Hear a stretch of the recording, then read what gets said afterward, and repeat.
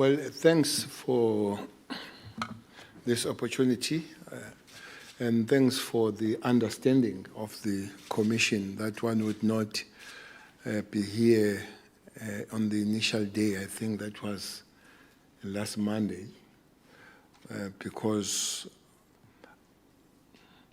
I was together with the National Commissioner attending the Interpol General Assembly in Turkey.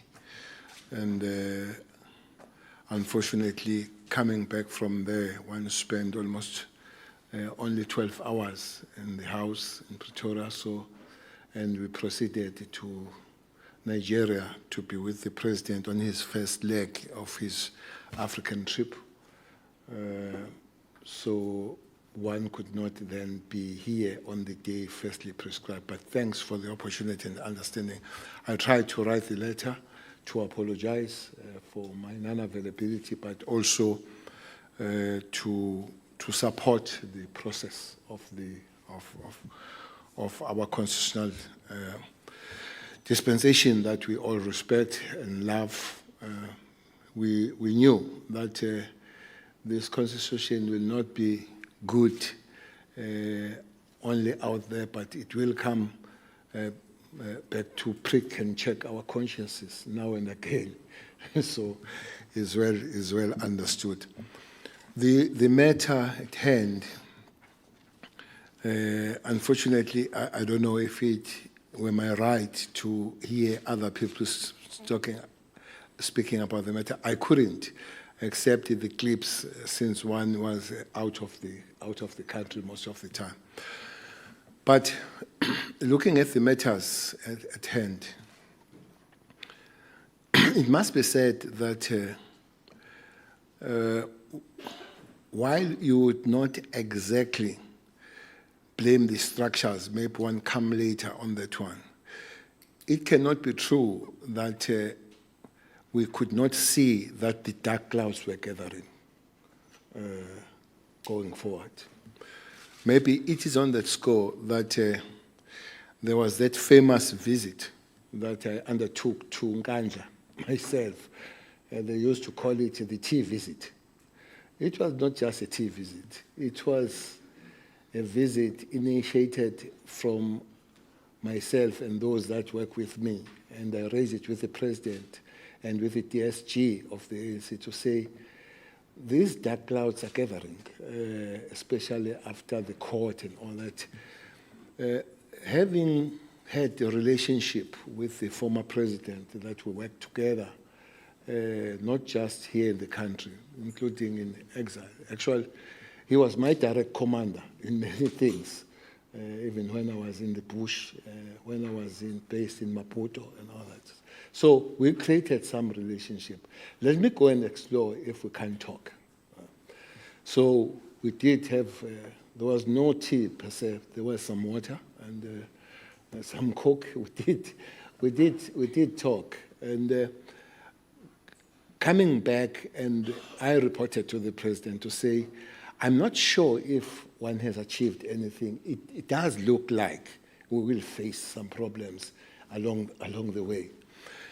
And it was not just a visit, it was just to trying to say, can something be done so that we don't reach that day that one pictured in the head. So that's why I'm saying dark clouds have been always gathering on this matter until the judge instructed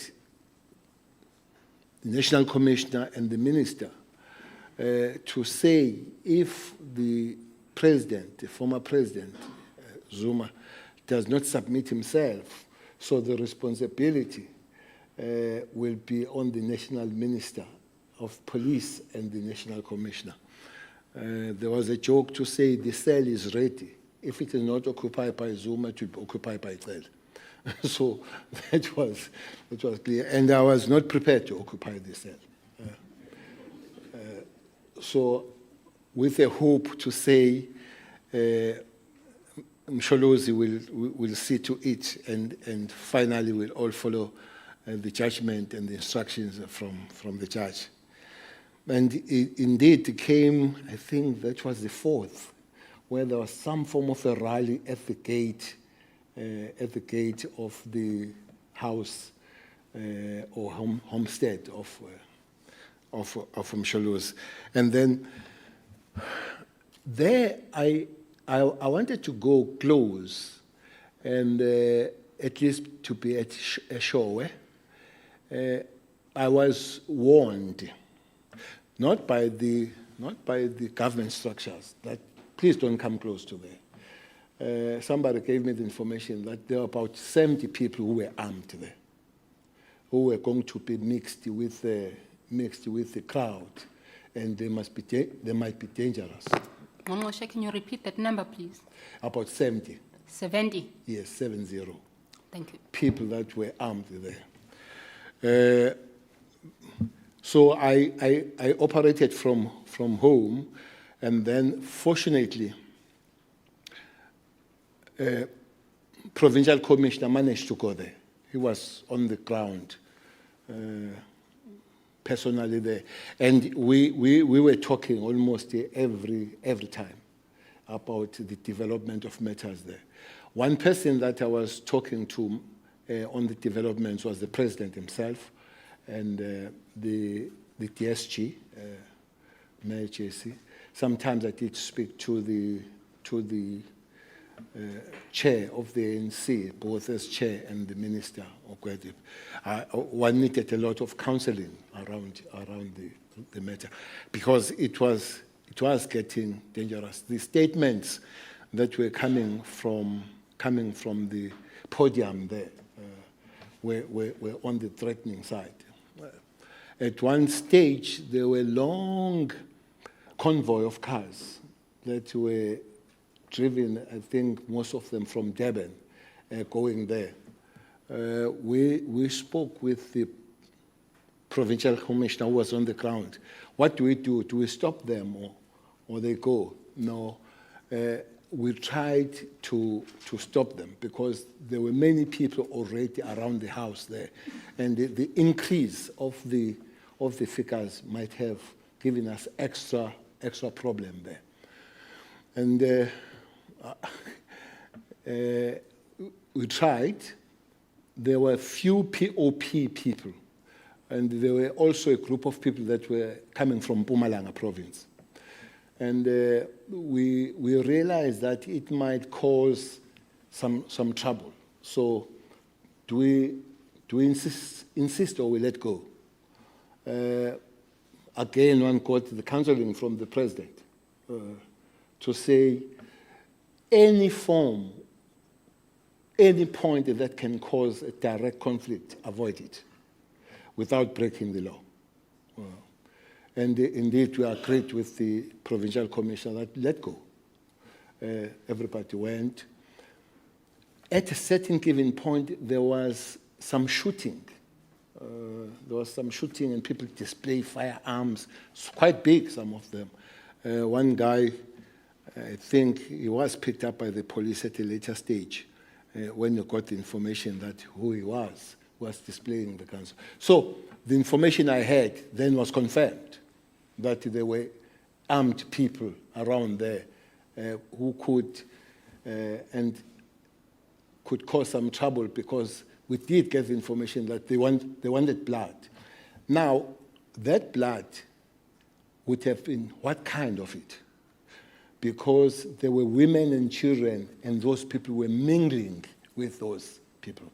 So it could be a blood for those children, a blood for those women. So the best thing was to take 2 steps back on it, and of which it did happen. There was that mini rally, people on the truck, there were speakers, and people dispersed, and the rain came. Okay, fine. But that was the beginning of the real fear, come the 7th. If this podium has this language today, I wonder what it will happen. 7th, there was interpretation. Where does the 7th end? When does the 7th end? Is it 12th midnight or 12th midday? So if you don't do it, you might go in there. There is an episode that happened there, we tried to apply, because there was that application of pushing back the day when I think the legal team of Msholozi was granted a permission to re-examine their decision. So we also requested to be given the space until there is a final cap. And we were clobbered and say, you go and do your work. Don't come and follow things here. So we knew that the 7th is coming and is a D-Day. Well, one had to come down Durban to make sure that we operate from one center with all the role players that were supposed. For that 7th, I invited the National Commissioner to say, let's go down and be together on these matters. It will give us better wisdom, give us better decisions that we are in one center. For some reason, he did not avail himself to come to be here, which we believe Durban was closer to the venue rather than Pretoria. So we did come, and we opened that operation center at 17th floor, which happens to be the headquarters of the South African Police Service in KZN.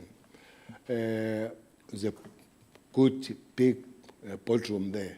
So, but we chose the small one. We're not too many of us. It would have been provincial commissioner, the policing deputy national commissioner, Masimula, I think the spokesperson, Vish, my spokesperson, Lorenzo, myself.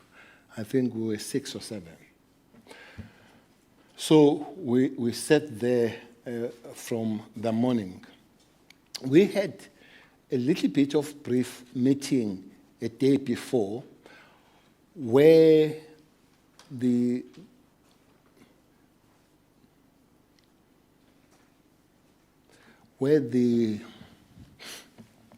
head of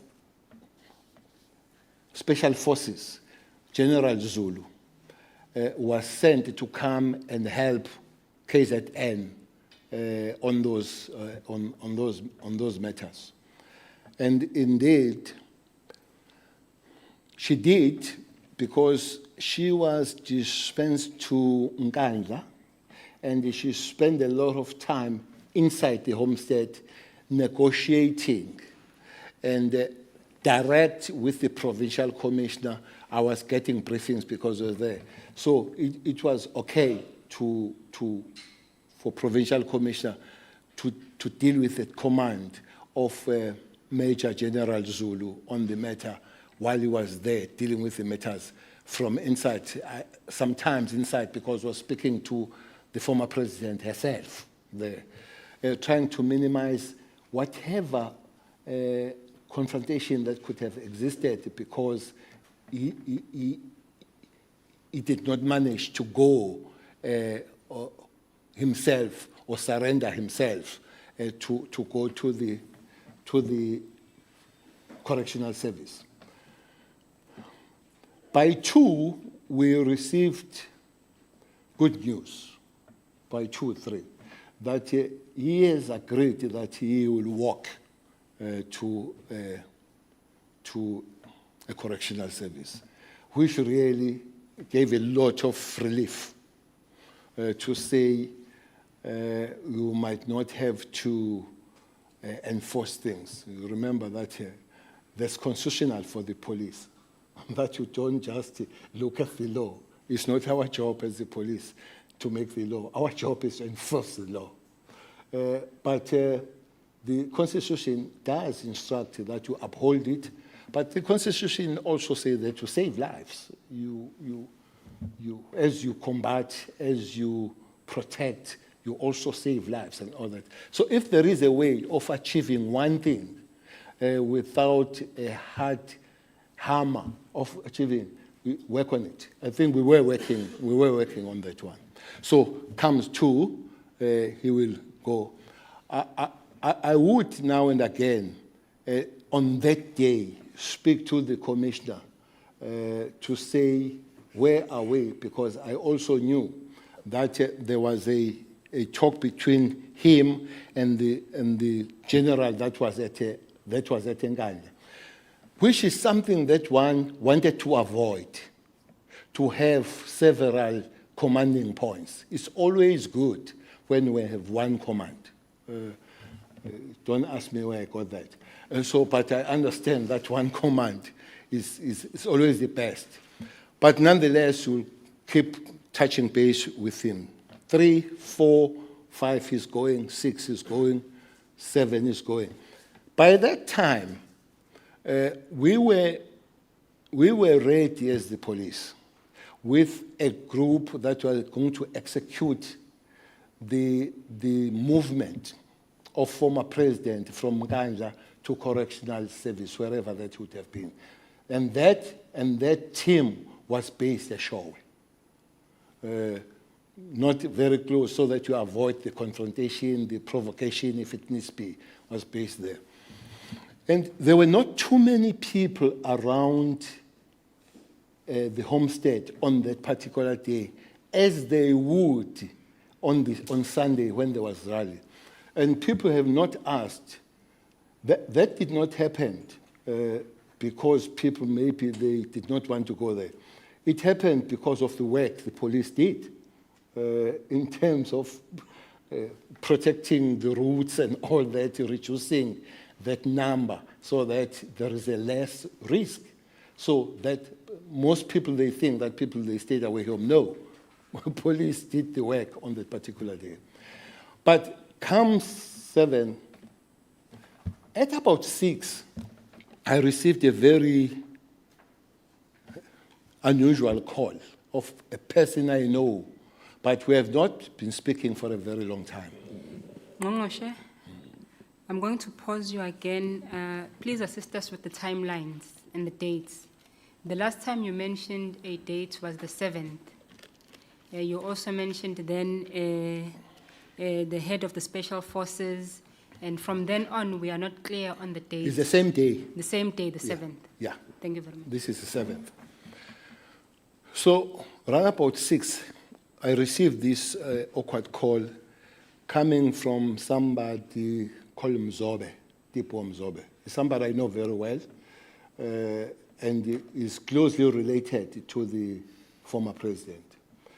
He says, Emadot, let's do something so that there is no confrontation. And I was very happy with that call because I know how close they are. What do you think should be done? He said, no, let's talk. I'll go to him. I'll urge him that he moves and all that so that we don't have any confrontation. So it cannot then be true that it's only the police and General Zulu that worked on the matter of movement of Umsholozi to correctional service. There were other people. So Mzobe is one of those people. I received the call from Vashu County, saying that he thinks he can make a contribution. And I said, anybody who makes a contribution of a less confrontation, jump on it. So I remember it was late on the day. We had to try to get the helicopter for him to be there. He didn't until he drove. So those were extra efforts. And we found another name of a person that we knew was close to Msholozi, one of the Kaba brothers. So we wanted everybody and anybody who could have an influence to be part of this operation. So they spoke, we get, and we're happy that there was this progress going forward. Then 7, 8. Remember, it was about 2 when we received the information to say he's going to move. Now it's 8, 9. Becoming to be jittery, and I say to my boss, hey, I was hopeful. My hope is diminishing, boss.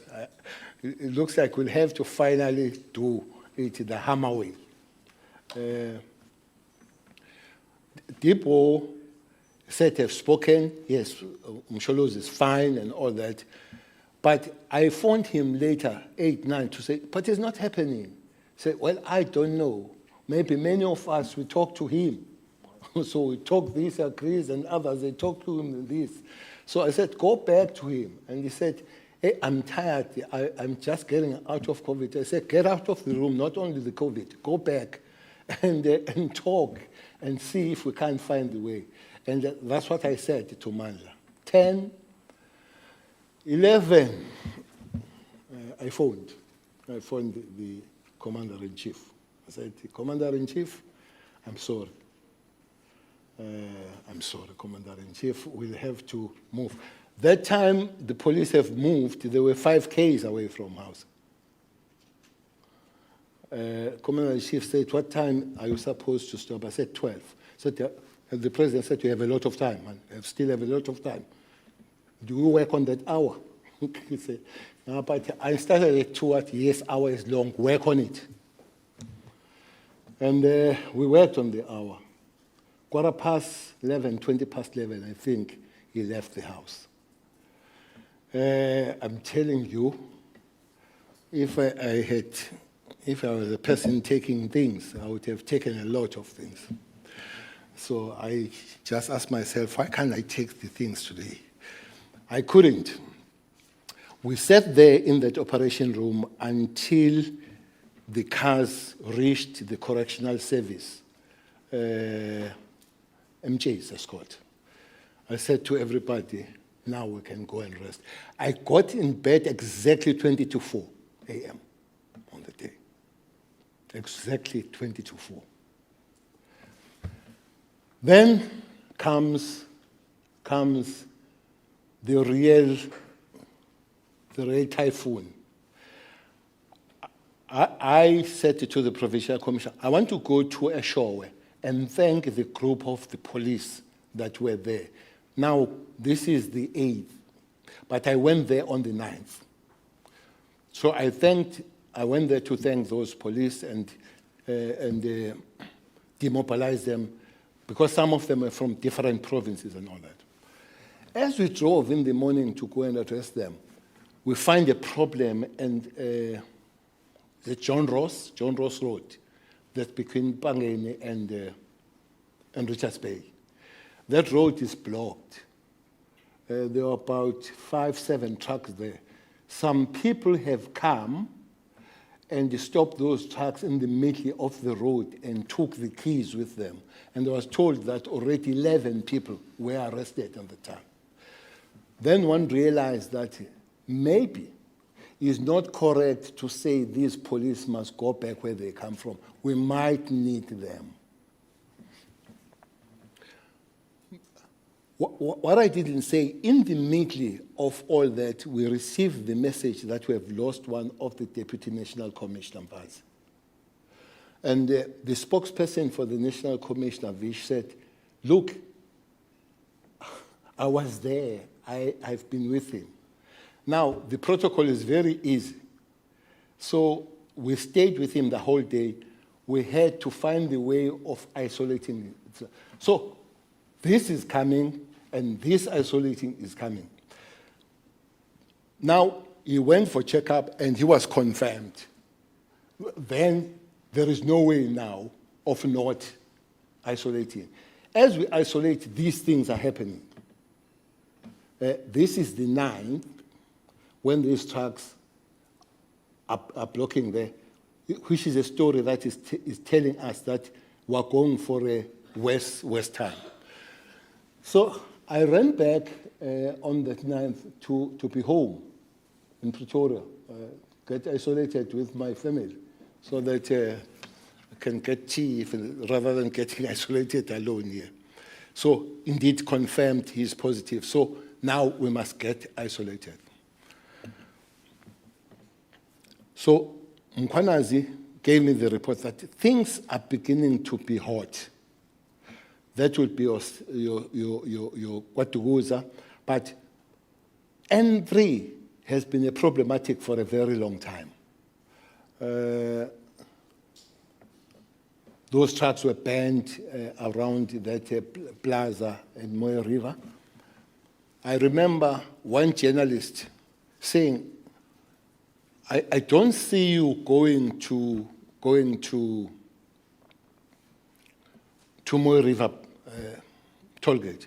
I did not say I'm in isolation, because that would have given some people the idea that one is out of the circulation for a very long time. That time, things were really getting worse. Not only in KZN, they were starting now in Gauteng. The main thing in Gauteng started in Alex. Unfortunately, the Gauteng commissioner is not on his post. He's an acting commissioner, Mtombeni, who's a deputy. Now, I speak to Mtombeni every time. What's it? He said, look, things are tough. There are malls that are inside the township, and there is a mall that, as you enter the township of Alex, which was defended, that mall, by the police. So I will come to this thing that police didn't do anything. It's not very correct. That was defended by the police. One police was shot and went to hospital there. One constable was shot from the crowd. So, which means there were people that were armed within the crowd. And for the police, if you are shot, there is one language you do. You return the fire. But this person is shooting from the crowd. So police again had to retreat on that. Ngqongqoshe, please help us with the sequence. So we are on the 9th. Now, 9th, I've flown back to Pretoria now. Yes. You will pardon me too about the date per se, but this would be the somewhere 11th, this Alexandra in Gauteng will be 10th, 11th. Okay. So I've moved out of KZN. I'm in isolation now, without saying that I'm in isolation. So we'll just ask you to take maybe 1 or 2 steps back when the crowd gathers at the mall, because now we are at the police getting shot, but we don't have a clear sense of when the crowd gathered, who is gathering, and... Yes. Yes. That is a mall you find in the entrance. There are 2 malls, right in township, and then the one that as you enter township of Alex. So I'm in constant contact with Mtombeni. But also, I'm monitoring it from house in Pretoria. Almost from 6 o'clock in the morning, I will phone provincial commissioners and MECs to find the situation of different provinces. Yes, there are 2 provinces that are giving us clear problem. But I think there is one province that I never phoned at the time, was Northern Cape. But all other provinces, I would phone every morning. Mpumalanga was getting jittery, was becoming a little bit bad in Mpumalanga.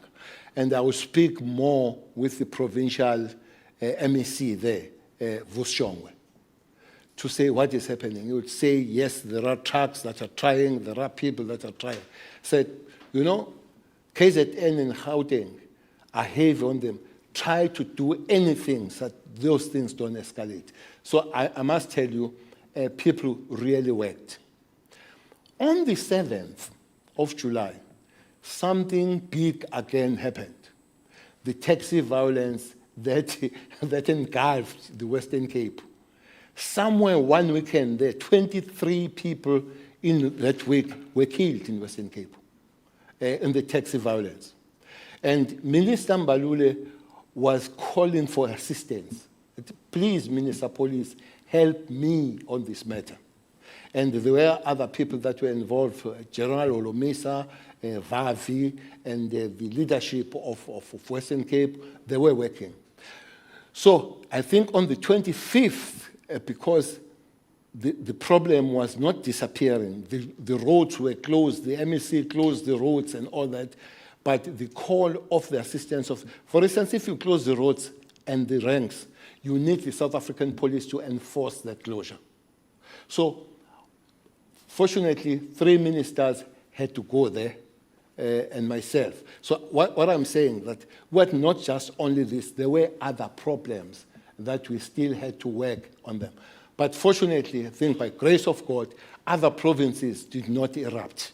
I just wonder what it would have happened if all provinces erupted simultaneously. The 5th day, as you know, Chairperson, that the protocol says you stay 10 days. The 5th day, I requested a test. And I was tested and I was found negative. I said, well, if anybody says I brought protocol, I'll go with a certificate that I was negative. And then I started at Alex that afternoon, and I saw the hell of a destruction. A hell of a destruction in Alex. Hell of it. Journalists were asking me where you have been. Usually we see you. And I tried to explain that I was in isolation. I said, Suga, these things were serious. I said, but it's a serious protocol, because if I go and somebody says the minister is breaking COVID protocols, even that will have been a big issue. But I had certificate now, so I went there. I addressed, for the first time, I addressed the community. There was community around there. I addressed them to say... the date, Minister? The date will be the 12th. Will be the 12th. I addressed the community there, and they listened, I hope. And then I went, I spoke to Mtombeni, and I went home, and I said, I would love to go Pretoria the following day. And the following day, that would be 13th. I'm not putting authority on these dates. The 13th, I visited Pretoria, because while Soweto now was burning, Alex was burning Johannesburg, and your Egruleni, your East Rand, Tshwane was not there. So the element of prevention had to kick in, that those places that are safer, we must enhance the safety of them. So I went to Mamelodi Mall, they call it Mams Mall. As I entered there, it was destroyed at 15 to 25%. And then we spoke to the management. They briefed us that the private security, community members, and the police, they work together on that matter. There was a lot of media. They asked me a question. They left, and I left. I left to Tshwane Mall. This is Mams Mall, and then I went to Tshwane Mall. Tshwane Mall, there was not a scratch of a window. Not a scratch of a window. Interestingly, not a single journalist. Where there were scratches of window and things broken, that made news. Interestingly, not a single journalist where there was not scratch of a window. Again, the management was very thankful to the police, to the community. It has been always this element of community and the police and private security. From there, we went to Ford, a Ford plant around there, which also we were told that at a certain given point was under threat, and then we met the management and they said, no, they are fine. The community said, not on our name. And then I went to Ashretville in Nkomo Village Mall. Nkomo Village Mall, there were about 100 shops in that mall. There were one or two that were attacked. But the solidarity that I found there, mostly the youth, I think they're called brothers, those young people, they're called brothers. Their solidarity, the solidarity of private security, community, and the police again, protected. They said, no, not in our name, not here. So there were these good stories, but because there was nobody to tell these good stories, I'm saying to you, I went to 4 places, only one place that received the report, which was, but all other good stories did not find their way. From there, I had to fly back then here. Then I came back to KZN. One of the days, I can't remember which one, that will be somewhere the 10th or 11th. What I saw, I think my wife stood up and came to me and said, I can see that you are devastated. Be strong.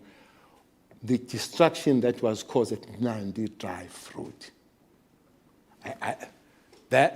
When I saw those thousands of people taking everything, cleaning those warehouses at Nandi Drive, showing them on TV live. It's when I said, no, I must go back to the province and you see what we can do. And we did come back.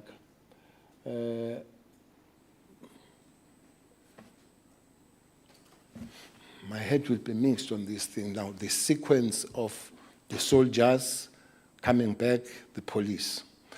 There was a request earlier on when we requested that those police from Ishowe should not be sent back to their provinces, but increase the numbers.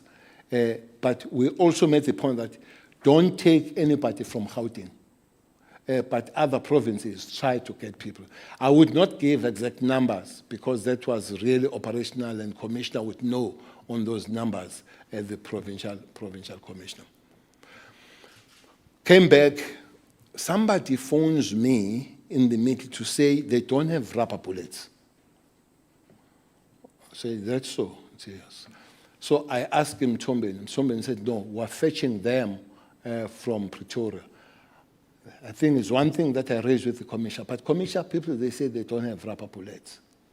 It says, no, we'll be sending them one aeroplane of the police, I think that was PC-12, if I'm not mistaken, that took those to KZN. I'm told, I wasn't there, that Ishowe, there were police there, but they had live ammunition. So these things were banned in front of them because it was either them using live ammunition, and remember, South African Police Service members, the Marikana issue is still vivid in their mind. All of them is vivid in their mind. Remember, there are still members of the South African Police Service who are still in court about Marikana. So police will now and again remember that situation. Remember, I said, Constitution says you also save lives. Now, that was that. Then this was brought here. So one came here, I think that will be the 13th, 14th, to be semi-permanently based here. But things have really happened by the time we came back here to be based with especially 3 ministers. That will be Defense, Minister of State Security, and the Minister of Police. We work together with the Provincial Commissioner, we work together with the Premier. Then the request, can't remember the date, came from the Provincial Commissioner of this paternal leave that he was going to go. I tried to persuade him, and he said, I've tried to persuade my wife. Fortunately, the wife is also a member of the South African Police Service, would understand these things. But he came back to say, looks like the situation is not getting better. Looks like I will have to go. Look, I'm not going to say to the men, you don't go and save your wife and your child. But a person that finally gives the permission is a commissioner. So if you ask me, I was there, I was with him. We were personal. So I felt it, that he was making that request of going to see the wife and the resisting that he went to see the wife giving birth. No. I think it was more than that. He said, my wife is alone and is giving birth. What I need to do is to go and take her to my mother-in-law so that he's with somebody. So it made a lot of sense to me, who was personally listening that thing there. So if you say just paternal, as if one to see a young baby, it's different if you spoke to him. So he left go. But he left a lady, the province, in a capable hands, General Makoba, a young lady that is his deputy, who ran the matters. I spoke to her almost every day. In one meeting, pardon me, Chair and Mr. I can't have proper sequence of these things because, hey, one was literally a headless chicken running on these matters. In one meeting, there was a little bit of a clash or ridicule of a certain colonel, I think was Nyalunga, who was a colonel working with the general. The issue here was that he could not take decision on the ground. Somebody to take decision here and now was needed at the level of general. Dosi, ngizocela futhi for you to help us with the sequencing. You've told us of General Mkhwanazi having to go to be with his wife who gave birth, and now you are going back to Colonel Nyalunga. Can you maybe, even though you don't remember the dates, just help us with the sequencing so that we understand if this happened before or after General Mkhwanazi? I think General Mkhwanazi was still there with that meeting of Nyalunga, the premier of the province, and the 3 ministers. Mkhwanazi was still there on that one. But the premier was chairing the meeting. And I remember the laughter, when Colonel Nyalunga was given an opportunity to tell, the ministers came the next day. There were not other 2 ministers in that meeting. For Nyalunga to tell his area of jurisdiction. He said the south was from Durban to Mthatha. And people, they just love to say, but there is no issue about Mthatha. Tell where you are operating here.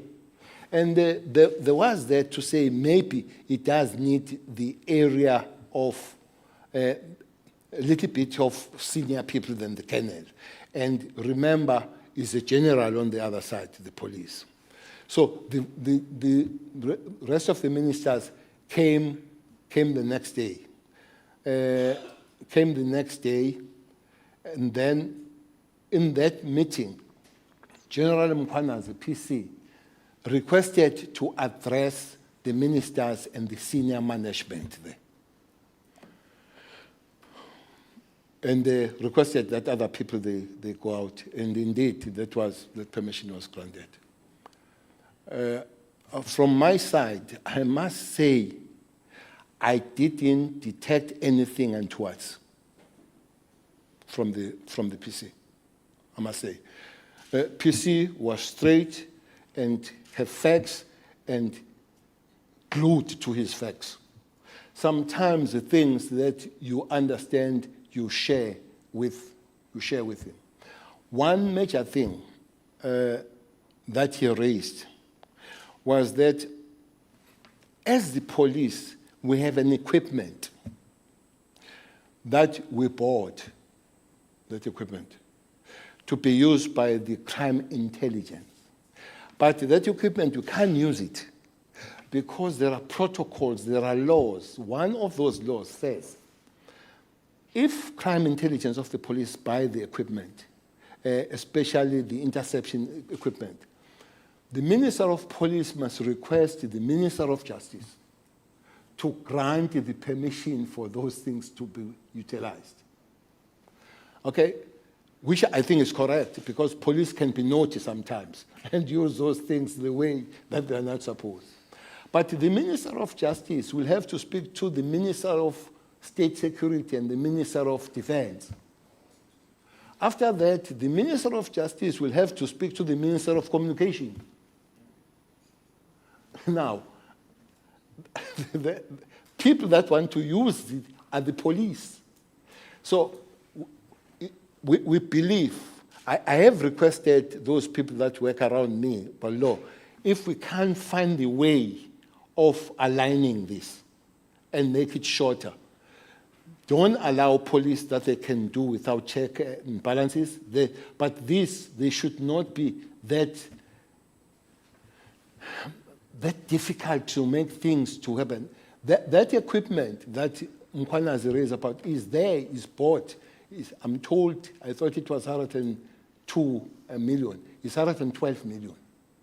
It's bought, is there.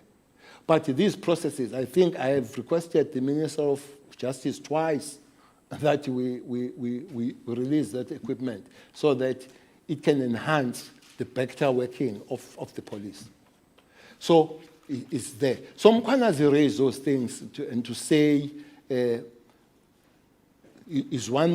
this is one sector, cluster that has been reduced when it comes to finances. Police, from 2016 up to this day, they have been reduced about 36 billion rands. 36 billion rands. So it's true, he raised those things in the context of maybe not doing the work properly on that particular day. The day before, I drove at night to Phoenix. That would be around the 12th, because Phoenix was burning. Many bad things were happening in Phoenix. The story was coming. So I went there.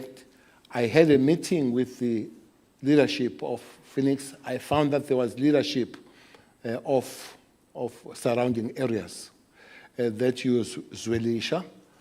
There was no Pambai, there was Zwelisha and a place called Ward 53, Emawut. So there were 3 places that finally became the main victims around that Phoenix as a crime scene. So I went there and we agreed that I'll go and address the meeting of Pambai and surrounding areas the following day. The media came to me, the issue of racism was already there. But I was not convinced. I was not convinced that this was pure racism. Hence my first statement, I said, this is criminality that has taken the posture of racism. On the first interview I did that police station that night. So I was going to go and address the people. I can't remember when the president came, but I received the call to say president is coming here. I requested the president to say, can he go with the provincial commissioner to these places to look at the problem, Yomashu, Yomlazi, that area where there is this big shop. And the president insisted that he would want to go with me. And then I requested to postpone the meeting of these communities. And indeed, I went to meet these communities the next day. And these communities, they rejected me. They said to me, you go back, you start by eating curry in the Phoenix, and then you come late here. You go back and eat curry. I said, okay, I do eat curry, but I cook it. And then they say, it's a community that I've worked very closely for a very long time. And then they were cool and all that. And I'm telling you, I started with about 100 people in the meeting. All of a sudden, we have completely surrounded the whole community of Pambai. attended that meeting, angry. You can see that people are angry. There is a member of parliament, I'm not going to tell the name, that was part of that delegation. And in the meeting, as I turn around trying to find him, he was gone. He was gone. So I'm told, was advised by his security to say, hey, things are burning, asam. Then, The date again, Minister? Hmm. 13, eh? Yeah, let me put 13. And then I had 4 meetings on the day. I started at Pambai. Then the question of racism was cleared to me. I said, why is criminality, but racism is a lot of it here. As we were briefed, even at the police station there, we were told that between 15 and 20 people have died.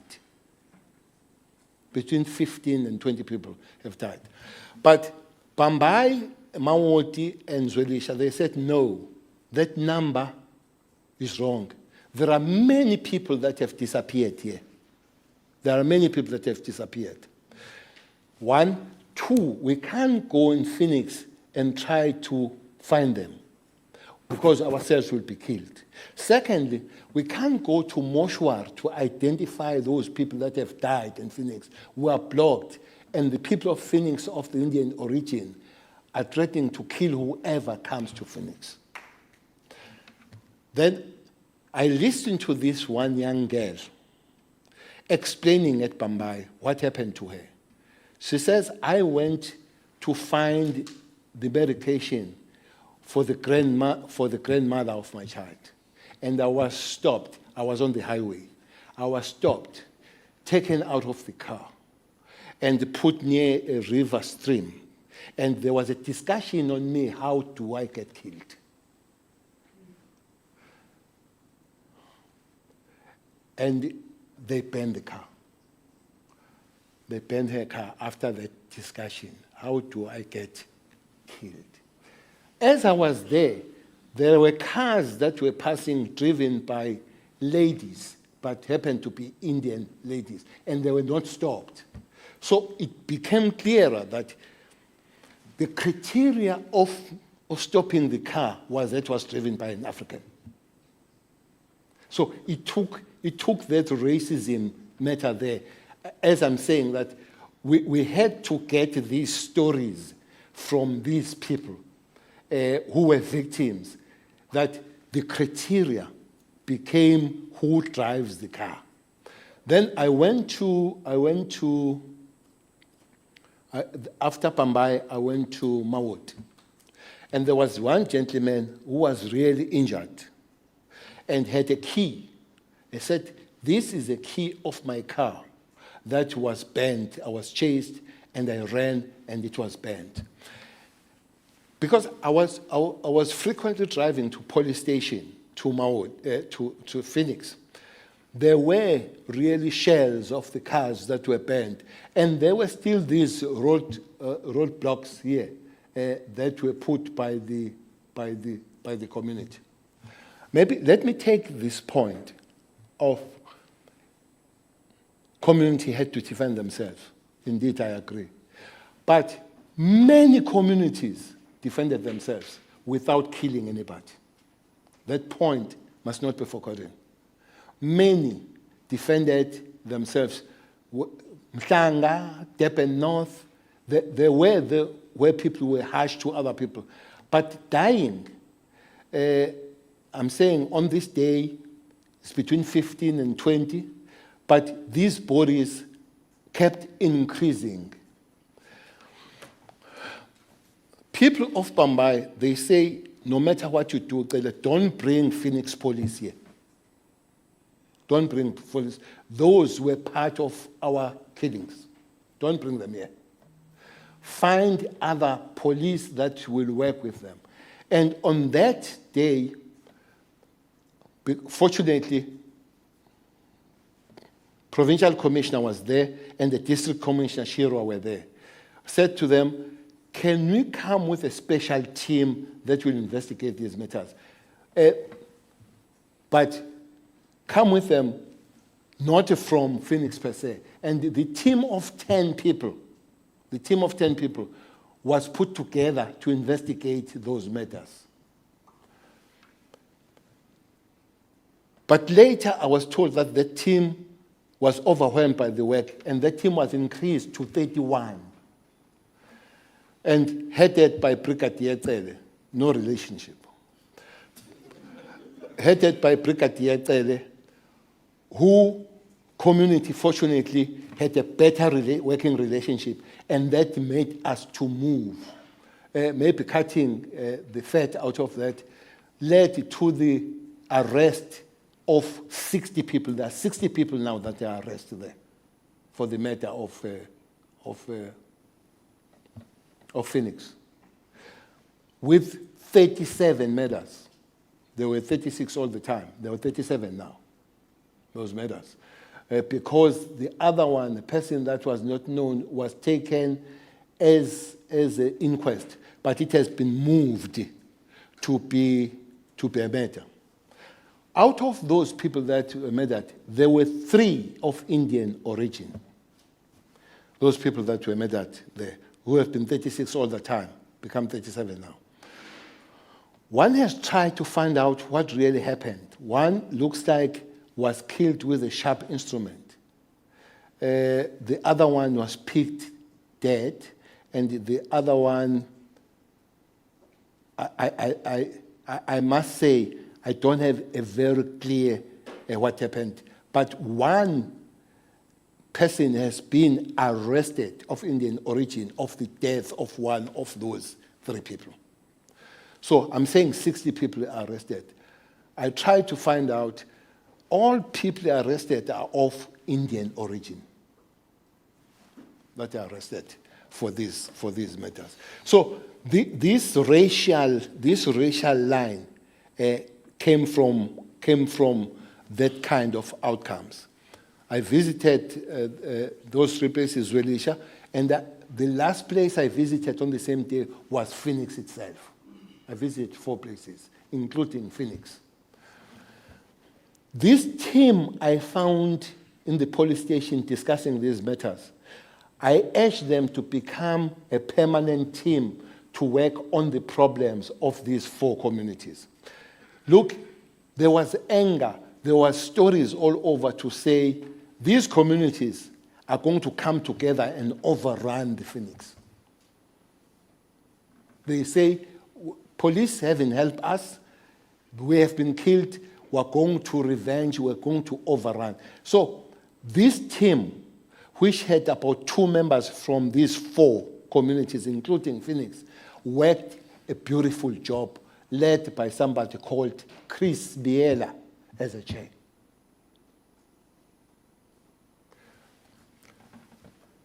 Now, as we went to Phoenix, the community refused to remove those roadblocks there. And they said only when they're satisfied that there is enough security there. So we send extra police. I think soldiers joined those police 3 days down the line. And then those things then were removed when the police and the soldiers took over the streets of Phoenix. The bodies kept increasing and all that until the number that we have. But again, working with these matters, I was working very closely with the MEC, Bheki Cele, from the province. And I was reporting to Premier what was going, and I was reporting to the President that we are trying to work on these matters. I must concede that the concentration of the work was more in Phoenix, while I know there was problem in Maritzburg and there was problem in Chatsworth. But the real burning area here was Phoenix, where we had to really work hard to stop those things going forward. And that committee did the good work. Finally, we went back again for the report much later. For the report, people were satisfied about the arrest The police there were satisfied about the rest. One major thing that was raised there was the role of private security companies that were doing things that were not meant to do. It was immediately on the same day when I met those people that I phoned Chauke, Advocate Chauke, who happens to be CEO of SAHRC, to say, send people. Those people came the same day. By the time I attended the last meeting at Phoenix, the SAHRC people were, on the first day, were already there. So there were movements in trying to deal with the situation. All communities were hostile, I must say, were hostile, all of them, including Phoenix, including Pambai, including Zwelitsha, everybody. So nobody wanted to hear anything about peace. Even their peace committee initially, they did not want to hear. So I said, it must be a committee that confirms this peace committee rather than coming with the names. And indeed, that committee, I want to repeat, did the good job under the chairpersonship of Chris Biela. So that's Phoenix. We came back again and again on those matters. I want to leave that one. I want to leave that one there. As the dust was settling,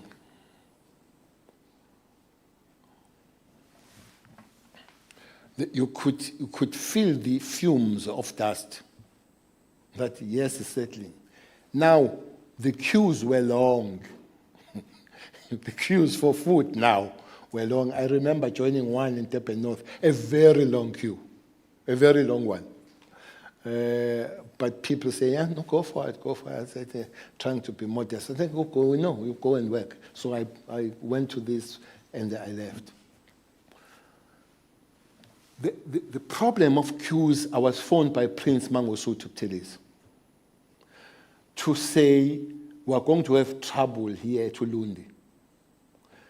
Because Melmoth was banned, Nongoma was banned, Mpangen was banned, part of it and all that. So people were converging at Ulundi. There was a long, long queue. Somebody sent me the helicopter pic of that queue. And phoned by Member of Parliament Gwala and phoned by Prince Buthelezi himself to say, people they want to open shops there, can you send the security so that the shops are not overwhelmed? Because everybody wants to be in the front of the queue. And indeed, that happened, and they started their work and all. So I'm saying this dust is settling, but not quietly. In many other places, we had to help these queues sending the police. But I can't remember again the date, but that date will be somewhere in the 20s. When I visited the malls, I started with Liberty Mall in Maritzburg, and I visited Pavilion in Durban, and I visited the mall at Nseleni, and I visited the mall at Richards Bay. I visited all. Nseleni was gone. I found the owners, people I know, who were just standing there and looking at the serious destruction. But all these others were still standing. I must say, there are quite several of these malls that have given awards to some members of the South African police for the sterling job they did. There are some of them. Though it would not be the police per se, but working with the communities, as I'm saying to you, many communities came on board on this matter, together with security, even private security and the police. Unfortunately, the one that was highlighted and became was Maponya Mall. Everybody knows about Maponya Mall. Many Maponya malls happened where the communities, they came and said, not on our names, enough is enough. Even when we went with the president, we went 3 places with the president. We went to KwaMashu Bridge City, we went to Mlazi, and we went to that park near Umgeni, where we found communities cleaning, quite a mixed community cleaning. Communities came together for a mess, and communities came together for good things as the communities. So that's what happened. Maybe I'll close with the famous story of 12 instigators. I heard that somebody said President spoke about 12 instigators. That's not true. A person who spoke about 12 instigators is Cele. He spoke in the media briefing that was attended by 3 ministers. Minister Defense, the time Minister State Security, and Minister Police, where the issue was raised that the information was given to police. Okay? Minister Police did not respond to that in that media briefing. Minister Police spoke about 12 instigators. Those 12 instigators, some of them are there are 19 people that are arrested today as instigators. There are 19. The 19th one arrested about 2 or 3 days ago. There have been 18 all the time. Well, we're not allowed to bring phones here, or I did not bring my phone. In my phone, I have something that is a cloud. It's a cloud of people communicating that was sent to me by somebody with the names of those people that were communicating there. If the commissioners want to see it, they can see it. Some of the names there are people that are arrested. I took that information to intelligence, because most of the people that communicate there, they use pseudonyms. I take it to them to decipher the names and find out who are these people. That did not help me much.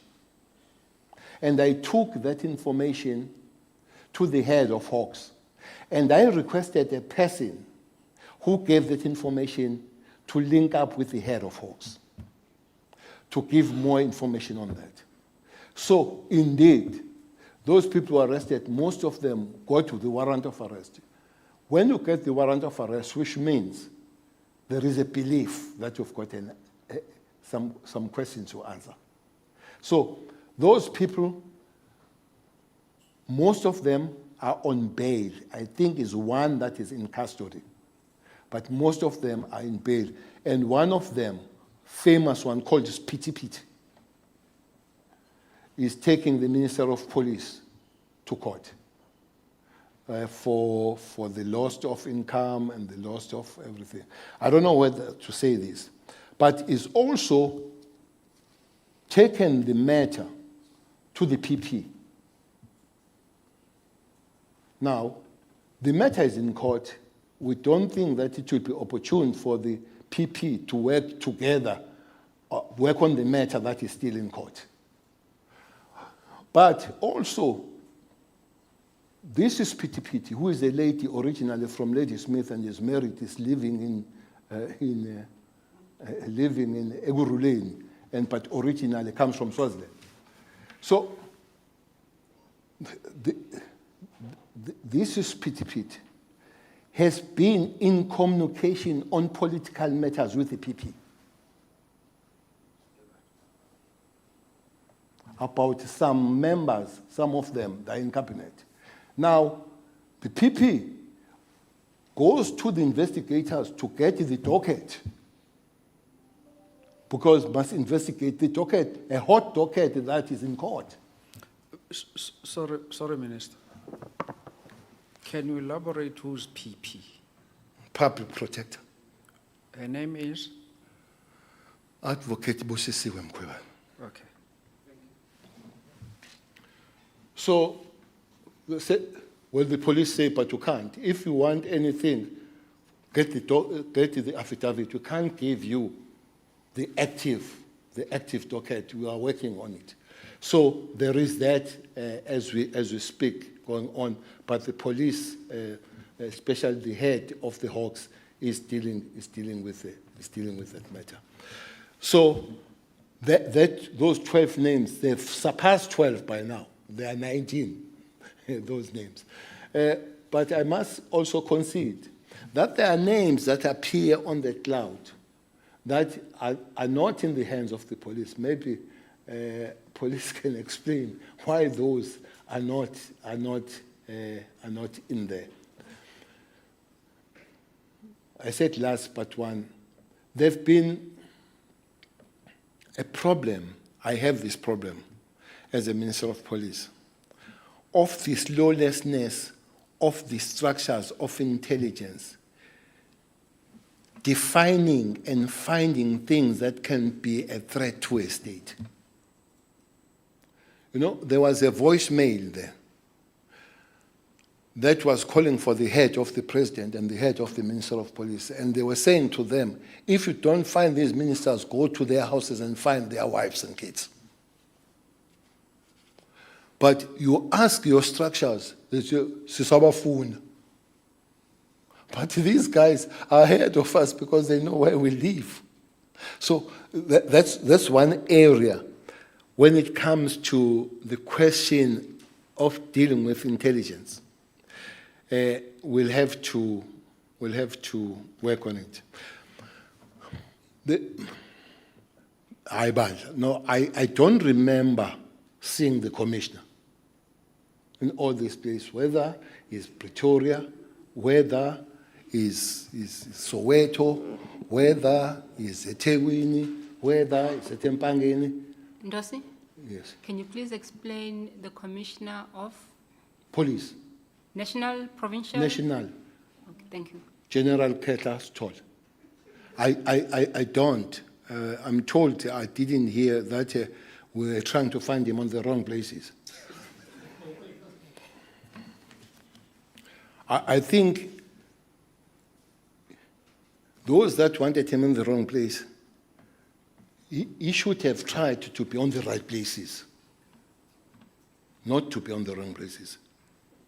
You should have found things on the right places. And the right places is where things were happening, is where people were dying, is where looting was taking place.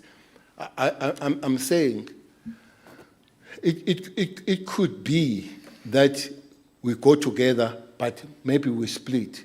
If I'm in Gauteng, it could have been in KZN. But really, I just don't remember. People that I would have worked with is a provincial commissioner here and the acting provincial commissioner in Gauteng, Mthombeni, because the rail commissioner was sick there. So, but here I will spend time with Chirwa, who is a district commissioner, because while things were happening, I must admit, we concentrated here at Ethekwini district in terms of policing. So it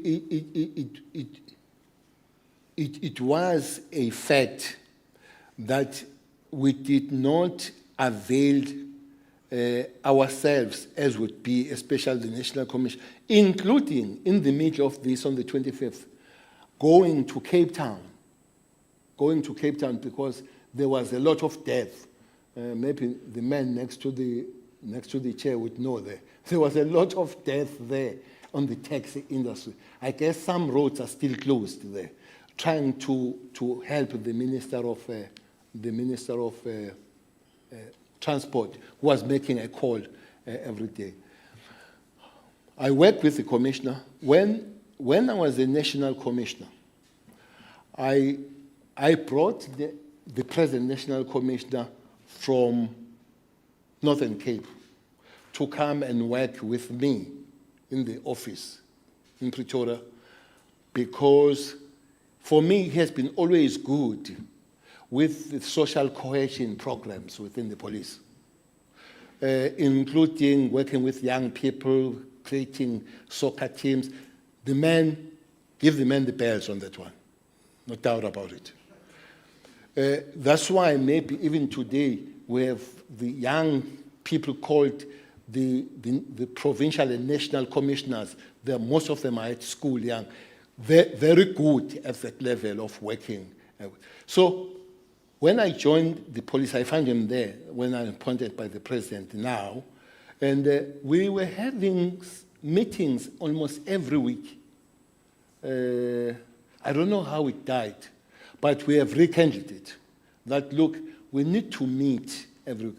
And that initiative mostly will come from the office of the minister. So we don't go for whiskey together, we don't go coffee together, but we work together, we meet. One thing that I have developed, because I love this teamwork, the protocol will say there is a one-on-one with the commissioner, but most of the time I go with the deputy minister, so that to get broader ideas and open our wisdom, working on that one. The intelligence and refusal to sign, which might have caused that there were not enough capabilities. You know, this money of Secret Service is the most abused money within the police, most abused money. Now, it's a law that says the minister must sign and the president must sign. It's a law. While you don't know any other thing about budget, I just read it in Parliament and it goes where it goes. This one, the law says the minister and the president and the treasurer must know about this man. Now, you have money where people, they just go to it to find money to run their conference in Nasrec. In Nasrec. People, they want to run a parallel conference in Nasrec. And they go to this money. You have money that has been signed, a long list of signed monies here, signed by a person who is acting that I believe had no authority to act. The head of this division is dismissed, not alone, with 5 top officials of this division. Which division? CI, Crime Intelligence. Crime Intelligence in SAPS, Minister? Yes, in SAPS. Now, I must say, it's my own temptation to say, maybe somebody was preparing for things we don't know. You can't just disseminate the whole crime intelligence. And there is a long list of monies that were signed. And then I write the commissioner, I say to him, I have a problem with the person that is appointed, but can it be explained to me, all these signatures, what was signed here and all that kind of thing? So I write the letter. I received the letter saying that a new head, General Mokhubuti, is going to investigate and give me the report. Weeks down the line, I phoned, they said, Mokhubuti, where's my report? He said, nobody have ever touched me about investigating the thing. Oh, is that so? Yeah. Okay. Deputy Minister, let's go and have the meeting with the National Commissioner. National Commissioner, where is my report? He says, no, I've appointed a person yesterday who's going to investigate this. And there is a trend there. This person is General Khatebe, who has just been appointed to be provincial commissioner of Limpopo. There is a trend that the new people that have been just appointed are given the responsibility of doing and signing things that have not been signed for a long time. One, this person who was acting is signed by General Mfazi as acting. Two, General Vuma is signing the appeal document of which she is not a principal person on it, of the case of this scrapper. Three, I hear that as I'm driving from Mamopane, that General Njinga, who is 3 days in the position, has signed a document that I have refused to be signed for the last 6 months. But Njinga said, Njinga, what is this? I said, Ngqongqoshe, yes. sorry to disturb your trail of thought. I'm going to ask you to assist us again with the sequencing. You are mentioning quite a number of generals. You are mentioning quite a number of documents, and we may get lost in the naming. So if you can just assist us with the sequencing and the names of the documentation so that we understand and we can pull the web together. Thank you. December, the head of, can't remember the date, but it's December. The head of crime intelligence is suspended, together with 5 top officials in that division.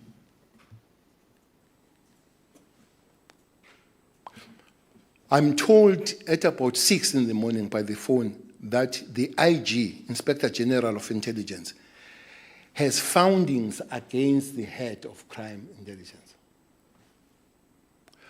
I say, but you can't implement it because the law I know says, before the IG implements, all his or her findings must be discussed with the minister. That's a law, not LSA. This one is not discussed, it went to you straight. Okay, fine. Said, well, he has received it, he's going to implement by suspending. So I write to say, but you can't, let's discuss.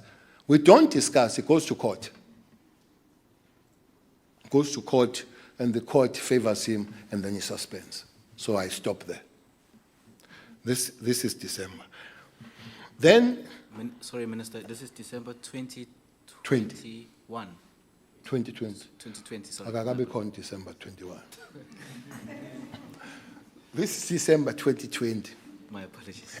Now, the regulation, I guess 74, I can't remember, but the regulation says, at the level of Major General,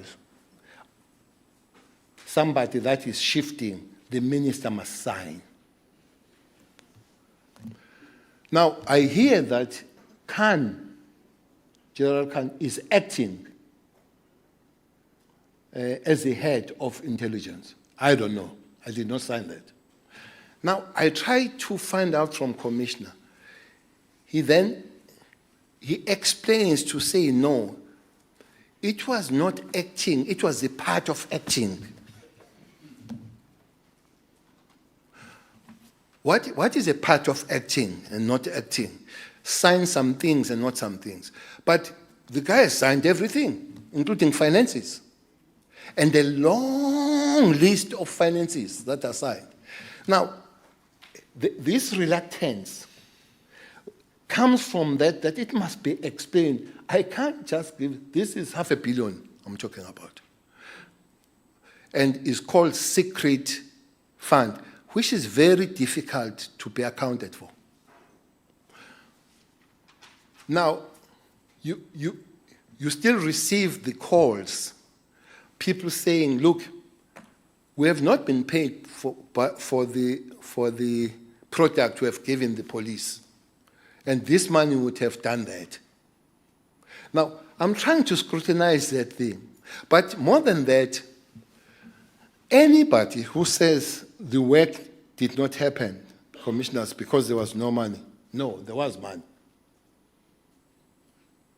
There was money to such an extent that the treasurer is granting after the request of about 138 million, which was supposed to be over, is it overrolling? What is this over thing?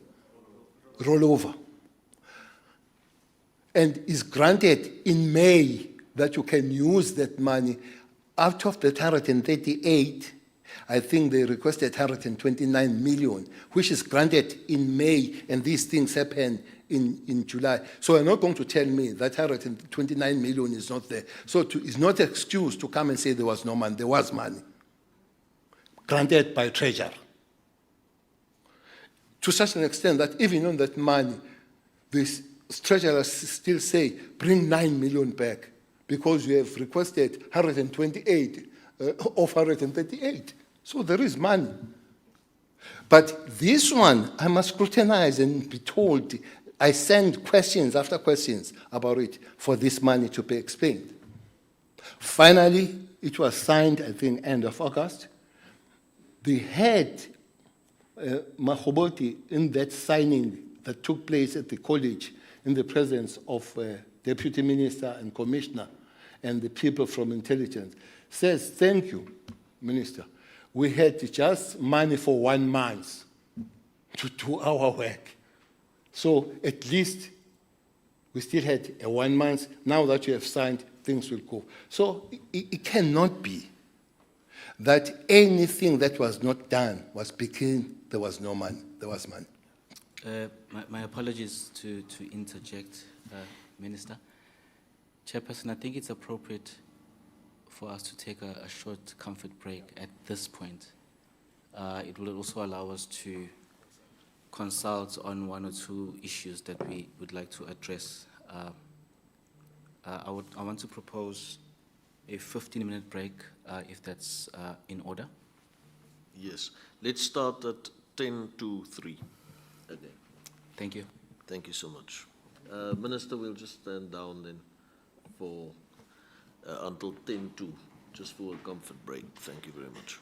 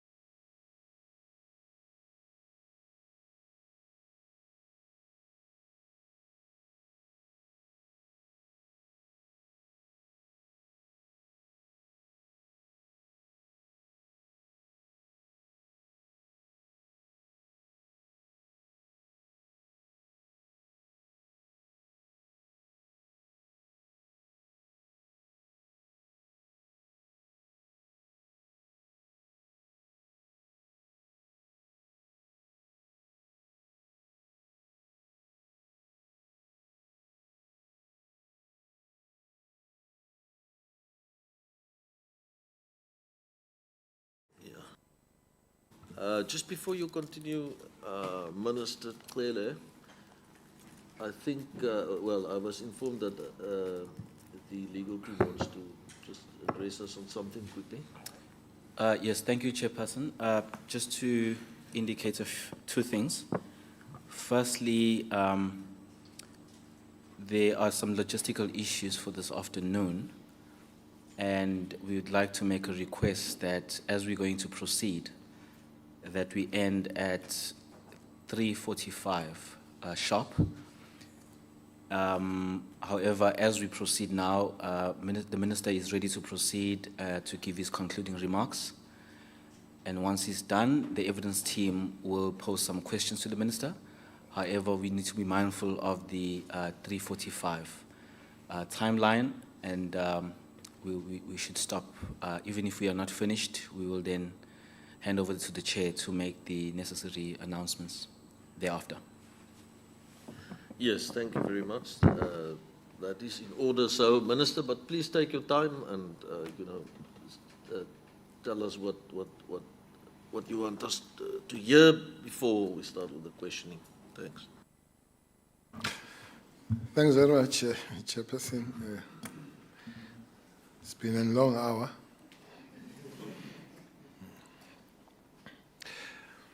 Well, much has been said. This is 3 years we talk about.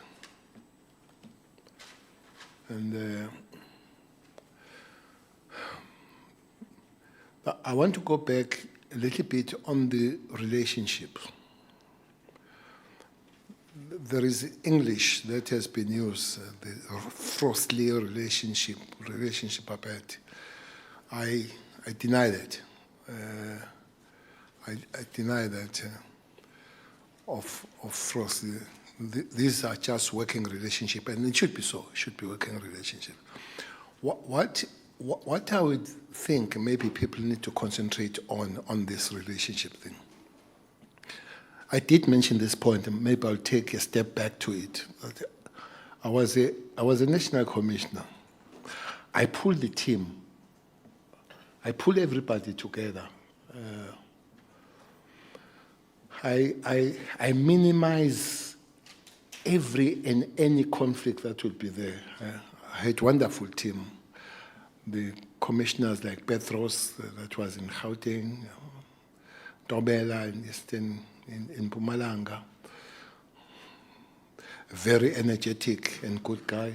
General Praise, General Lamour, regardless of what happened to him, later stage when he went down back to Western Cape. General Mafume, who is a PhD. I'm laughing because when I came in the police, she was a PhD then, and they were not allowed to call themselves doctors. This is academic, PhD, but they said, don't put doctor next to her name. I said, but this should be an organization of excellence. We need doctors, we need everybody here. The time is gone where when you could not pass your standard 6, people will say, why don't you try the police? Should be the organization of excellence, the police. Now, I did say we'll meet, we'll work on that. If this commission wants to, the impact that working together did, you can go to the statistics, crime statistics of 2009, 2010, 2010, 2011, 2011, 2012, and I was fired 2012. It's a story for another day, that one. So go to those statistics. It has never been so good. That's why it's frustrating when you see statistics, because you know it can happen. You know, murders have been moving. They will move from 18,000 to 17,000 to 16,000. 2010, 2011, if I'm not mistaken, it moved straight from 17,000 No, from 18,000 to 16,000. There was no 17,000. It's a team that was there. Can be explained. Now, I hear this frosty relationship between National Commissioner and the Minister. The real frosty relationship there is among the top management. This one is suspended, this one is fired. That in Western Cape will be fired. That one, because of this, we lost a very good young, I think it's 42, 43, General Sembe. General Sembe, a good potential. As he walks, you suspect that you have a commissioner one day here. We've lost it because of things that were supposed to not to happen. Bring him as a national provincial commissioner, you put him in the office, you put him on top of a person that there is no post. You bring him to come in the post that is not vacant. And the guy has left the service. Unfortunately, a person that was put on top of her has left the service too. So these are things that you just don't know, and you raise them, and there is that famous term of interfering. Because the minister is supposed to deal with the policy matters. Constitution gives two things for the minister to deal with, is a policy and directing. It's in the Constitution. While operations and structures and all that gives that to the National Commissioner, but policy and directing. So you are not going to sit there and see things going wayward and don't direct them. Because one major problem, when chips are down, it's a minister that answers in Parliament. It's a minister that reads crime stats. But it's a minister that is called by communities. They don't call National Commissioner communities. They call the minister. So you'll have to explain there. And you're not going to go there and say, no, it's not me. The Constitution, they say, hey, we gave you the job. Go and do the job. So I would love one day to see the commissioner taking his or her management closely and working in unison. Gives good results. That's what we did. We worked in unison with the management of that particular time. So that's that, and I just hope that this organization will really find its way and do the job that it's supposed to do on behalf of the South Africans and resolve matters that are supposed to be resolved. You maybe closing, I think 2018, we retreated to the bush in Mpumalanga. We came with Mpumalanga resolutions. I believe if those resolutions have been implemented properly, we spent 2.5 days there. That guide is there. It talks about many things. One major thing that talks about, which is a big weakness in the police, is supply chain management. If those things could be implemented and do things proper, life can be better.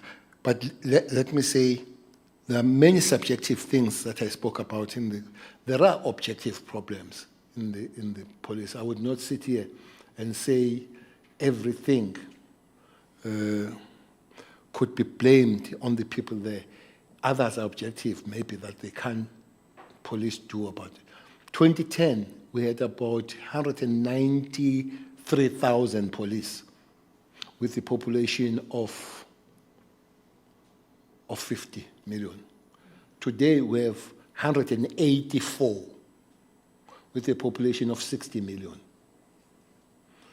So those are the things. We had working helicopters. Helicopters are grounded now. And so, but supply chain must be really working on those things. There are those subjective things and objective things. I hope we'll find each other and fix those things and make sure that this organization becomes excellent again. Mainly also working with the communities, because I don't care. Whatever you do, those were my studies when I went to UK to study about the community policing forum. But even half of the population can be police officers. If half does not cooperate, you won't work it. So that's one big area we'll have to work with the communities and work with the communities, which at the present moment is not very rosy, the relationship between the police and the communities there. There are too many bad things that happen, people there raise. But I must say, there are too many good things that police do. There are bad police, very bad. There are good police, very good. Maybe that's why, Mampemba, the prisons in South Africa are 25% overpopulated. And those people don't go through toi there. Somebody send them there.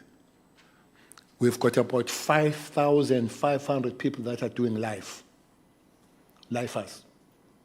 For you to get life, which means somebody did a good investigation for the judge or the magistrate to give you life. So there are good people. Unfortunately, their good work is overshadowed by those that are bad. You do get a report from the IPID. I get the list of the police that rape. I get the list that they rape their own colleagues, that steal and all that. Who even were part of stealing during July. Some of those police were there, were stealing. Others police were looting from the looters. So things like those. But it's a part of the police also to preserve and protect life. There's a big loss. All of us, we must take the responsibility of 50 billion. Take the responsibility of 340 people that died here. Could have been done better for all of us. We hope our lessons will stay with us here and we really learn that it doesn't repeat. I'm told that out of 340, there are 26 cases that looks like the IPID is investigating, which could be the death that was caused by the police. Many people died painful death. I remember that big number of Jobsonville Mall. There was a stampede there. Your Phoenix, Mzimkulu, people, there was explosion of the gas, and those people died inside. And in the central Durban, when things were quiet and the cleaning, find the dead bodies, South Africans really, really suffered. The aftermaths of the complete eruption and destruction of the social cohesion of the community, unemployment, businesses that have gone down. I went to one restaurant in Waterkloof, giving beautiful curry. As a Durbanite, I like curry, and it's shut down. It might not be necessarily of this because of COVID and all that, but this added. South Africans, they do really looking forward for things to be better next time. Thanks, Chairperson. Thank you. Thank you very much, Minister. So over to the evidence team to put questions, to start putting questions to the Minister. Thank you.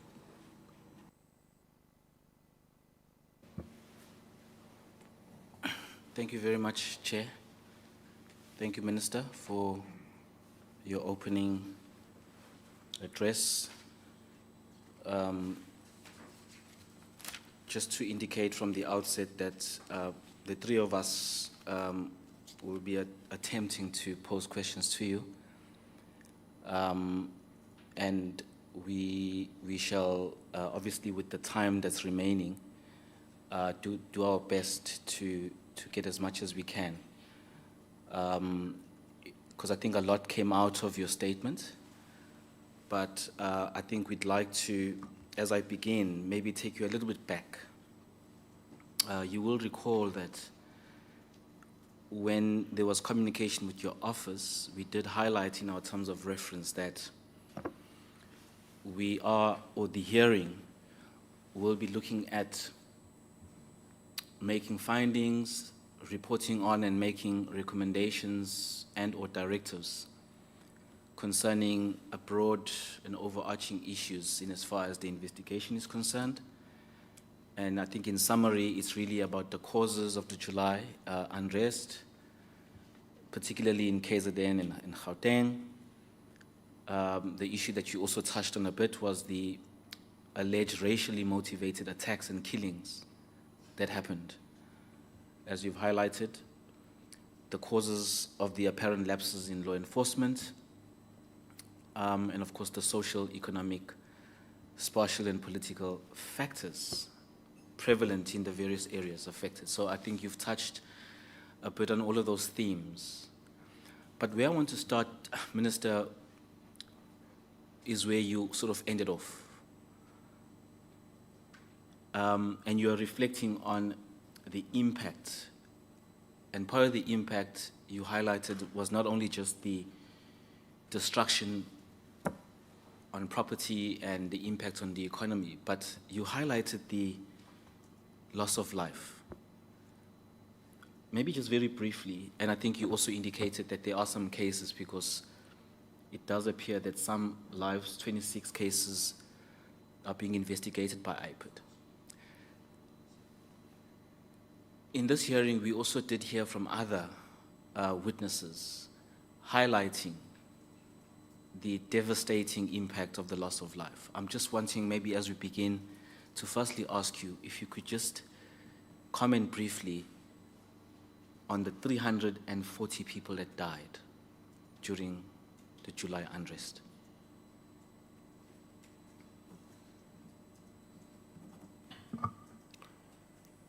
Yes, Chairperson,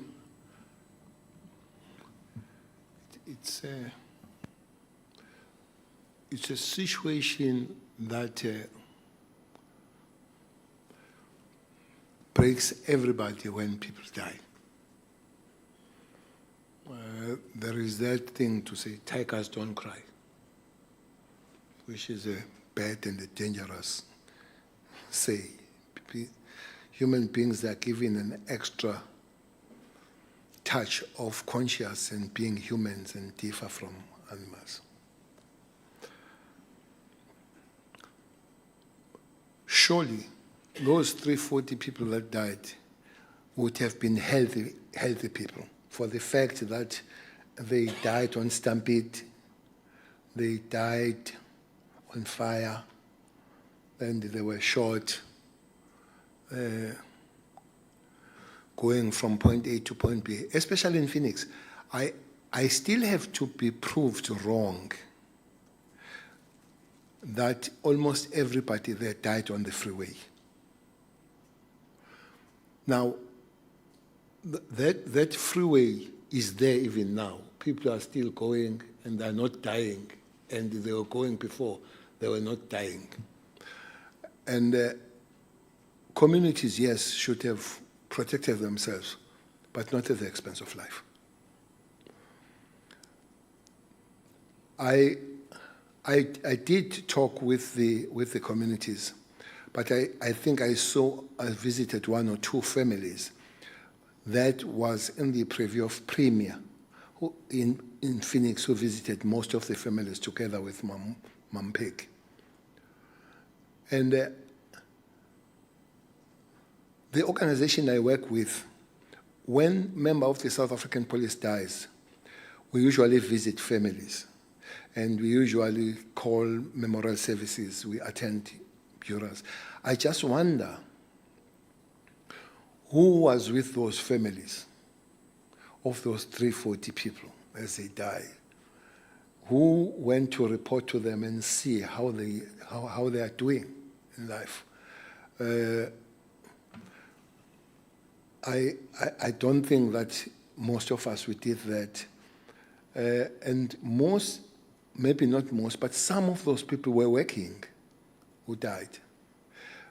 Is a double jeopardy for those families when they lose somebody who works, but emotionally they've lost.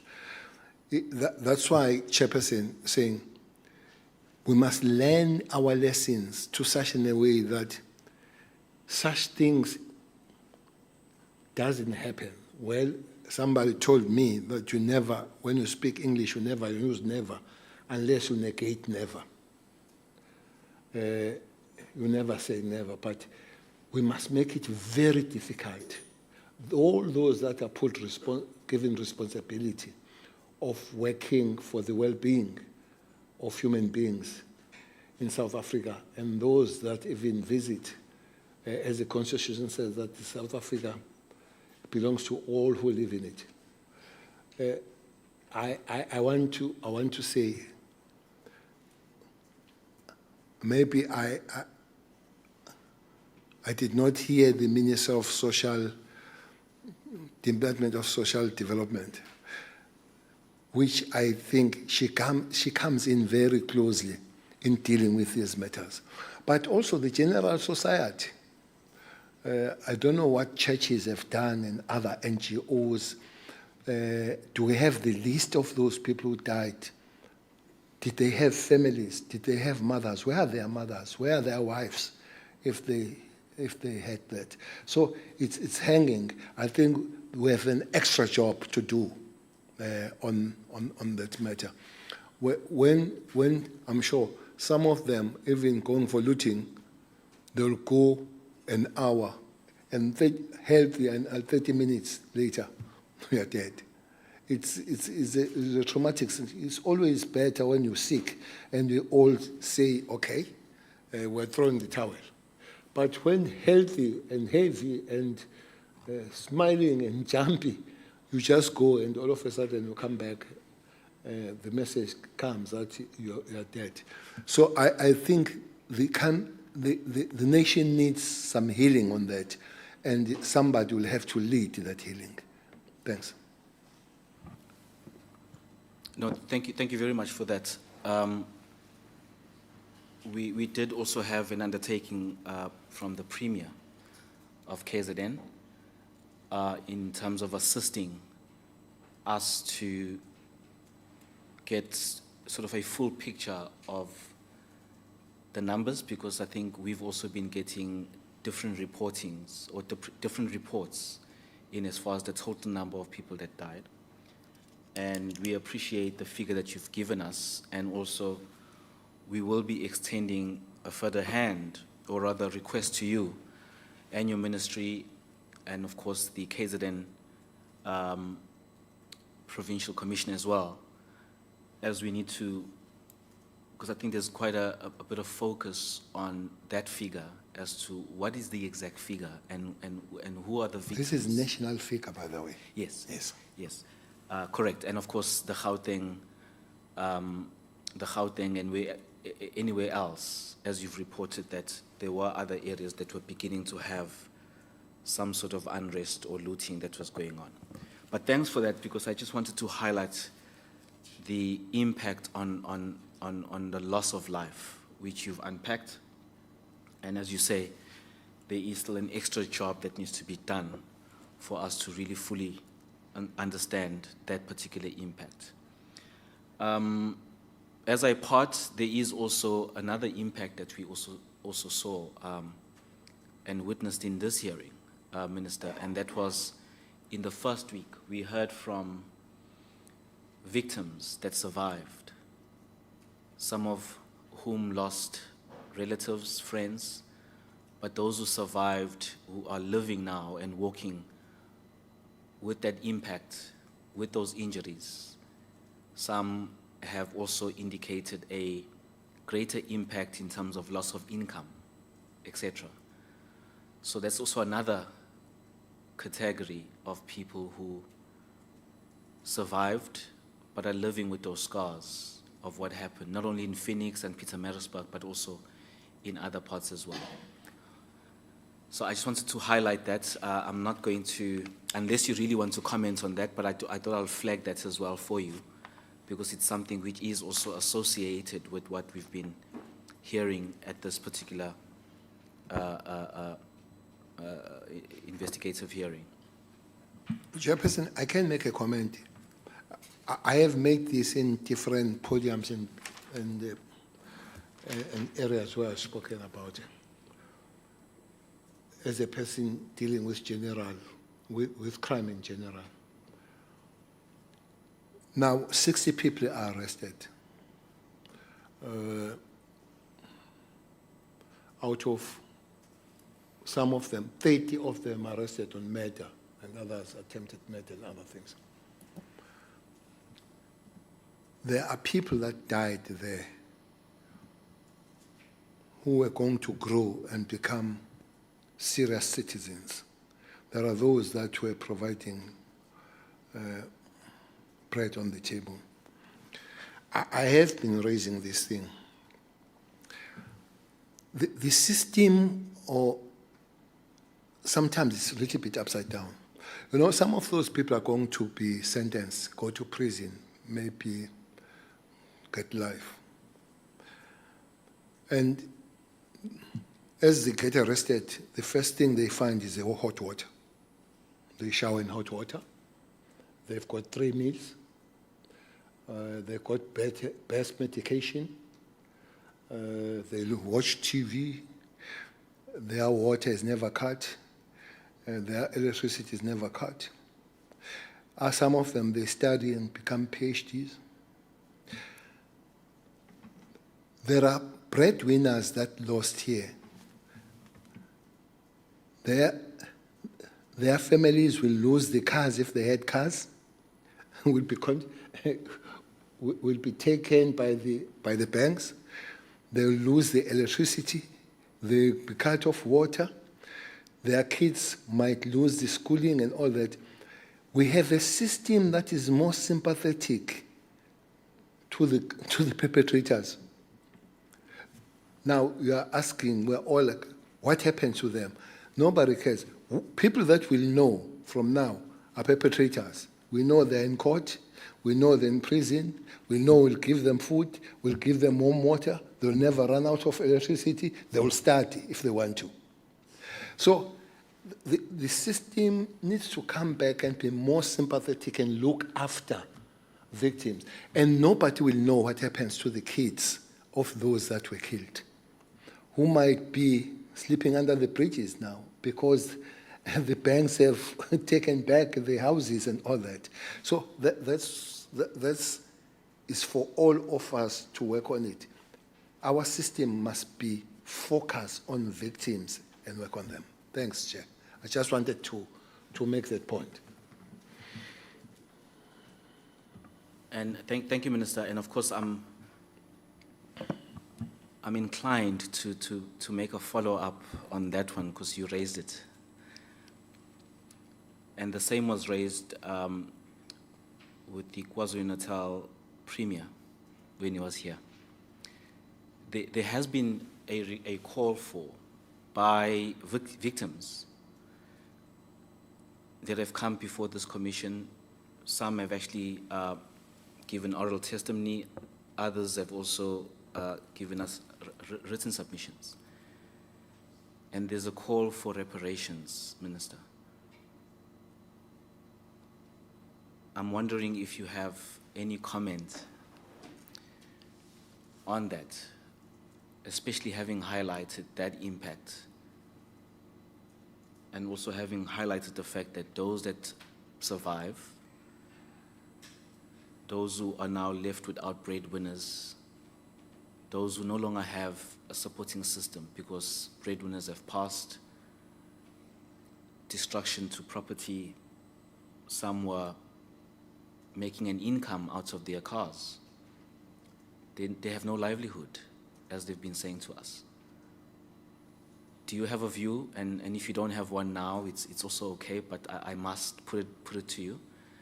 Do you have a view or a comment on the issue of reparations?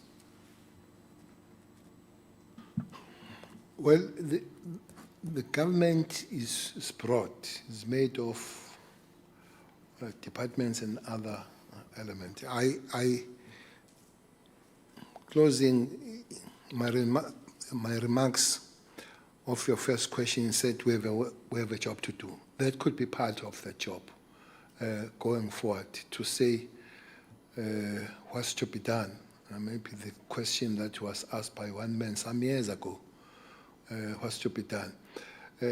We are not on asking that question. Something must be done following all channels and routes that we need to follow up. The only thing, if and when we find that needs to happen, I think speed is one of the things that people must be assisted as we are here and people waiting for their lives to be assisted going forward. Those that did this thing must be punished.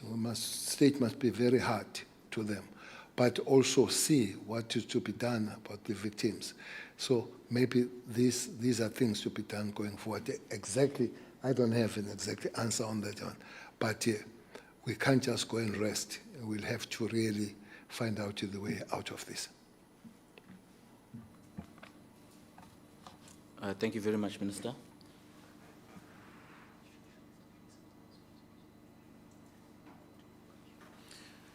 No, thank you very much. I'm just double checking with you, Minister, if you have in front of you your affidavit that you submitted to the hearing. I think I do. Okay. And I'd like to take you to paragraph 12.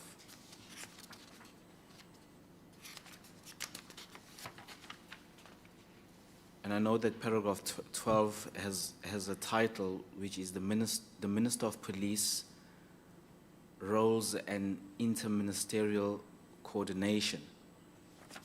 And there's a number of paragraphs there, and there's also comments. And in paragraph 12, I will not read the entire paragraph because there's some bullet points there in terms of the minister being appointed by the president to oversee South African Police Services, SAHRC, IPID, the Civilian Secretariat of Police, but also paragraph 13 highlights the minister's role being defined in the Constitution and in the South African Police Services Act. And under that paragraph 13, the very first bullet there indicates that his role, which refers to yourself, are not an operational role. And that's something that you highlighted in your address, especially towards the end of your address. It goes on to say, but is responsible for determining national policing policy as per section 206 of the Constitution, and to ensure the overall execution of the department's mandate as outlined in legislation. And you did paint a picture for us in terms of what that means for you in as far as your role is concerned, but you also did say that you do have the responsibility of going to Parliament to report to the Portfolio Committee in as far as all of your role in as far as accounting to the legislature. Now, perhaps the question is, I'm basically just requesting your comment on, especially on the issue of the operational role. And I'm raising that, or put differently, your role not being an operational one. And I'm putting that in the context of the unrest, and I'm putting that also within the unrest, I'm putting it in the context of any operation that was undertaken during the the unrest. In particular, I recall one such operation which was famously known as Operation Keep Your Receipt or Operation Show Your Receipt. Requesting the minister perhaps to just reflect on that in as far as your role not being an operational one in the context of some of the operations that the minister may have been involved in, perhaps just to make us understand and for the panel to understand. Chair, I concede that the directing here is not here. But it is in the Constitution. Oh, okay. I think it's 14. It is thus the Minister of Police who controls the policy and strategic direction of the SAHRC. That's your 14. Paragraph 14, yes. Yes. Paragraph 14 does go on to say, Yeah. it is thus the Minister of Police who controls the policy and strategic direction Yeah. of the police, Yeah. or South African police services. Yeah. The operations,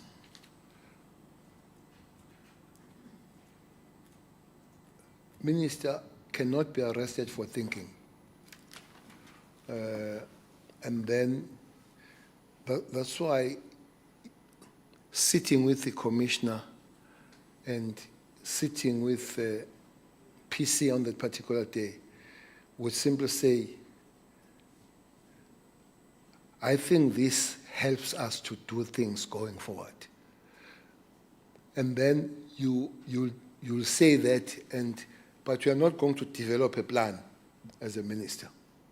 Develop a plan and call officers from barracks. Say, here's a plan to do it. Then the commissioner does it. But strategically, what helps us in doing that particular thing, sitting, it doesn't mean that if you're operational, you must go in a corner, in a cubicle and think alone. we still think on and think together, and then you take a step back as a minister. And is nothing wrong announcing what the police will do, but you can't take them from barracks, put them on the vans and go, you go and do it. You can, as they do it, join them. There are two things that it happens there. There is a lot of noise about how the police behave. Maybe they can behave better if you're around there and all that. But I'm telling you, it also gives a lot of morals, boost morals when they work with the ministers. And is very few incidents where they'll be complaining the operation where you were as a minister. But it makes them work better, more energy, and to say we get work together, things happen to all of us. So operations, operations don't come from, they just don't come from heaven like manna. They come from the direction that must give us the better impact on those particular things. As you change, you change your structures, is because, for instance, one major problem we're facing is the GBV in South Africa. So then you need to create structures. So let's find the structures that will deal with this matter. And then those that develop structures will say we have FCS. We have FCS. You might not come on that. You might discuss that, agree or don't agree. But there are people that are supposed to develop the thing. So if the direction is that people have looted and they can't get scot-free, so we'll have to find out what have they looted, and then you all agree that we have to fetch these things. How do you fetch these things? Because people do cross us. So when you do a grocer, you get a receipt. But if you loot, I don't think you get any receipt out of looting. So show us the receipt so that we concur with you that the stuff is yours. Even that direction changed later on. That food was subjected on two things. Was subjected on health protocols, because it might have happened that something wrong has gone on that food. So we'll request health to check it. If it is good, social development will get a portion of it so that it's taken to orphanage and old homes and all that kind of stuff. But somewhere you begin to realize as you act this receipt to say, yeah, these people they've looted, but this is food and there's nothing in the house, absolutely nothing. And you tend to say, we can get TV, but food, let's see. So it will be, the operations will be always having some form of direction. Yes. Advocate Lutz, I just also want to make just a few remarks before we rise. Is this maybe a good time to, to stop here, and then we will continue with the evidence of the minister later? I'll just double check with my brother, because I think there was one question that ought to have come from, and then we can, I'll come back just in indulgence of a second, Chair.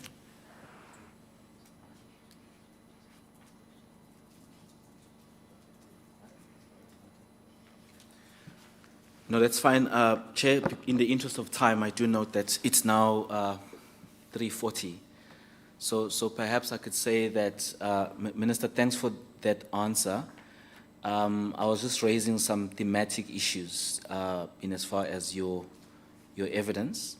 We will come back to your affidavit later and look at specific aspects. So I'm still going to come back.